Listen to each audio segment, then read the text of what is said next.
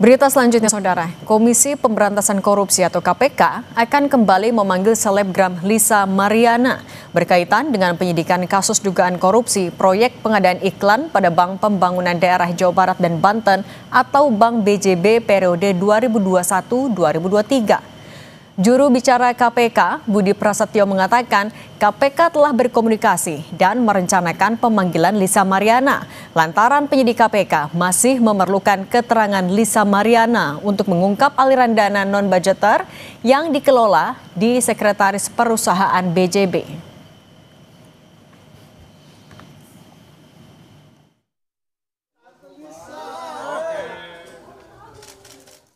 Penyidik masih membutuhkan keterangan berikutnya dari saudari LM dan sudah dikomunikasikan dan direncanakan akan dilakukan pemanggilan kembali terhadap saudari LM untuk mendalami terkait dengan aliran-aliran uang dana non-budgeter yang dikelola di Korset BJB. Sebelumnya KPK telah memeriksa Lisa Mariana pada Jumat pekan lalu sebagai saksi kasus dugaan korupsi Bank BJB. Usai diperiksa, Lisa Mariana mengaku ditanya soal aliran dana oleh penyidik KPK. Proyek pengadaan iklan Bank BJB tahun 2021 hingga 2023 diduga menyebabkan kerugian negara 222 miliar rupiah.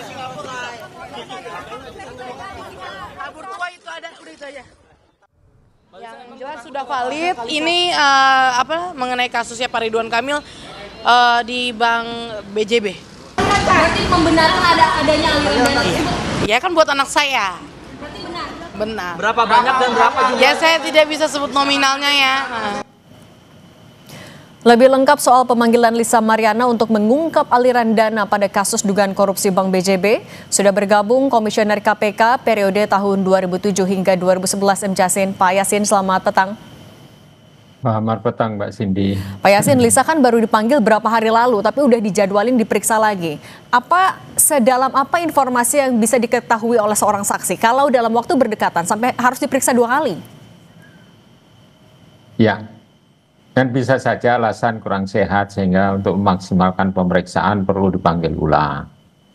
Kemudian untuk detail penerimaannya itu, dari frekuensinya dan jumlahnya itu kan perlu disebutkan secara teliti sambil berkoordinasi dengan pihak lain, khususnya adalah PPATK dan pihak-pihak lain yang mengetahui aliran dana itu ke istri resmi maupun istri yang statusnya tidak resmi seperti yang kasus yang dilakukan oleh RK ini ya terhadap Lisa Mariana kan status perkawinannya kan juga dinyatakan bukan status perkawinan resmi begitu. Jadi KPK melacaknya kemana-mana yang ada kemungkinan yaitu ada penempatan uang ataupun yang berupa layering maupun merupakan suatu bentuk dari integrasi uang itu seakan-akan bahwa uang itu adalah uang resmi. Kalau itu nafkah biasa, ya bahwa itu statusnya memang anak dan itu tidak melebihi batas kewajaran, dan yang bersangkutan tahu bahwa itu dari sumber yang bukan sumber yang legal, maka itu kalau tahu ya maka dikenakan pidana pencucian uang atau TPPU, tindak pidana pencucian uang. Jadi ini sangat menarik nih kasus ini, kasus yaitu pengadaan iklan di BJB ini. Jadi ada diduga tindak pidana lain yaitu tindak pidana TPPU, nanti berlapis dengan tindak pidana korupsi karena KPK hanya berwenang untuk memproses hukum. Jadi kasus tindak pidana pencucian uang yang predikat crime-nya dari corruption atau suap atau markup pengadaan barang dan jasa gitu Mbak Cindy. Nah Pak Yasin, tapi bagaimana KPK akan bisa membuktikan kalau memang ada aliran dana yang diterima oleh saksi, dalam hal ini adalah Lisa yang memang bersumbernya dari dana korupsi, itu kan baru keterangan satu sisi. Nah bagaimana bisa memverifikasi itu? Iya. Ada teknis sendiri yaitu yang dilakukan oleh penyidik, kan ada beberapa katakanlah itu informasi yang sifatnya adalah integrated information itu KPK kan mengumpulkan dari berbagai macam sumber, yaitu dari informan, dari lembaga lain yang bekerja sama dengan KPK, misalnya melalui PPATK, yaitu yang tugasnya adalah menelisik alur dari uang atau follow the money. Itu nanti walaupun yang bersangkutan tidak paham, nah itu nanti juga akan bisa dipertimbangkan apakah pura-pura tidak paham bahwa itu hasil dari penyimpangan. Kalau diukur dari gaji suaminya misalnya, kalau itu statusnya suami, itu kan mesti tahu diberikan. Kalau berlebihan dan itu sifatnya rutin dan diduga juga mengetahui bahwa itu sumbernya bukan tidaknya dari gaji saja, nah itu bisa saja menjadikan suatu pertimbangan untuk bisa dan tidaknya ditetapkan sebagai tindak pidana pencucian uang. Nah, Jadi tapi memang Pak Yasin, tapi kan ini Lisa sudah mau diperiksa 2 kali, tapi Pak RK-nya juga kan masih dinanti jadwalnya kapan. Nah, kenapa diperiksa Lisa terlebih dahulu? Apa memang keterangan itulah yang akan jadi pintu masuk untuk memeriksa RK, atau strategi apa sih sebenarnya yang lagi dijalankan KPK? ya strategi untuk memeriksa yang lain-lain dulu, kemudian yang fokusnya yaitu yang ada atau tidaknya keterlibatan RK itu kan hasil dari pemeriksaan orang-orang yang di dekat RK. Sama dengan misalnya proses pemeriksaan haji. Kenapa Pak Yakut kok dipanggil yang terakhir kali? Itu setelah banyak orang yang diperiksa. Atau istilah lain tuh makan bubur panas dari pinggir, kan begitu. Itu strategi dari penyidik atau penyelidik untuk bisa mengungkap kasus itu menjadi terang benderang bahwa ada pelaku pidananya dan kategori apa itu pidana yang dia lakukan. Apakah pidana korupsi atau pidana pencucian uang? Kalau pencucian uang itu jenis yang mana? Itu. Apakah placement atau layering atau integration, itu kan dari situ. Jadi penyidik KPK saya kira sudah berpengalaman dalam menangani kasus ini. Kasus dulu yang menyangkut PKS juga begitu. Jadi pihak lain yang orang yang kenalannya dari satu orang tersangka yang namanya Patonya kan juga dipanggil seperti ini. Oke, berarti dari orang-orang terdekatnya dulu. Tapi Pak Yasin, artinya seberapa urgent untuk Pak RK kemudian dipanggil juga dalam waktu dekat? Ya, justru fokusnya adalah RK itu.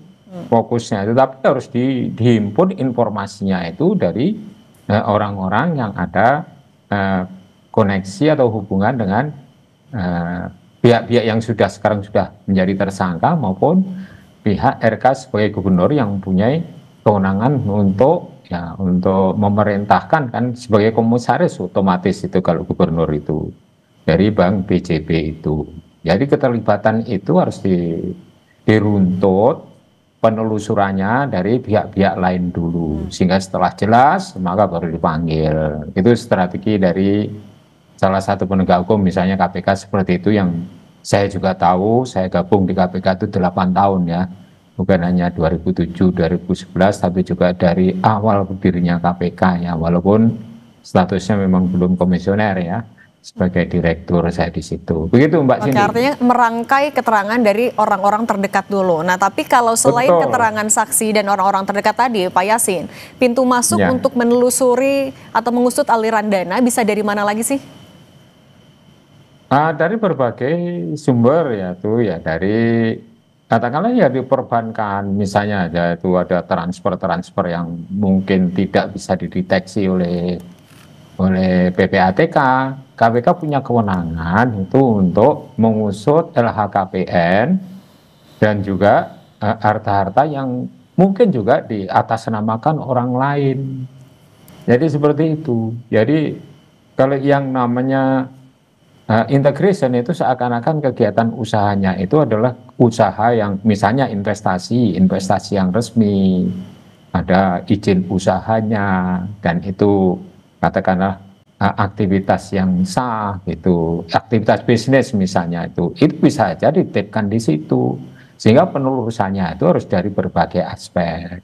Nah, kalau penyamaran itu kan juga dari layering itu, disamarkan, diatasnamakan orang lain, orang yang pernah berhubungan, orang yang dekat, bahkan itu misalnya saja itu bisa satpamnya, bisa pramusajinya, atau yang lain-lain yang ada kaitannya dengan dengan pihak yang akan dituju untuk diusut kasusnya itu. Jadi intinya kan menuju kepada Pak RK itu. Nah Pak Yasin, tapi kan ini sudah berlangsung beberapa waktu. Penggeledahan sudah, meriksa saksi sudah, tapi ya tokoh dugaan kepala daerahnya masih belum dipanggil. Ini memang KPK lagi hati-hati atau ada kendala lain, tantangan lain yang sedang dihadapi oleh KPK?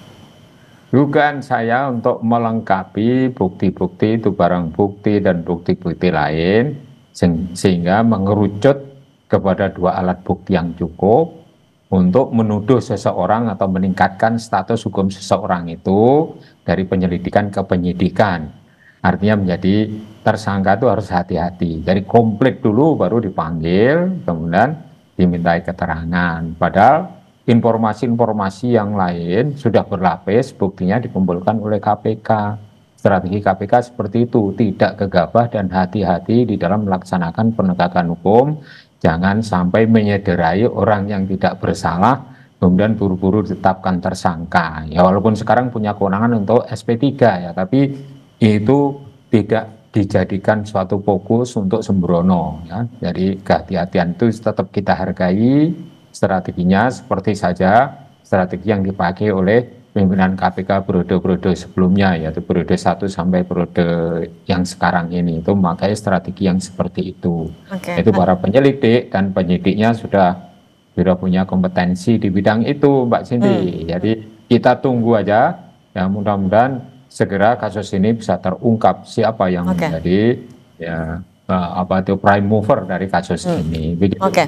Baik, Komisioner KPK periode 2007 sampai 2011 Pak Yasin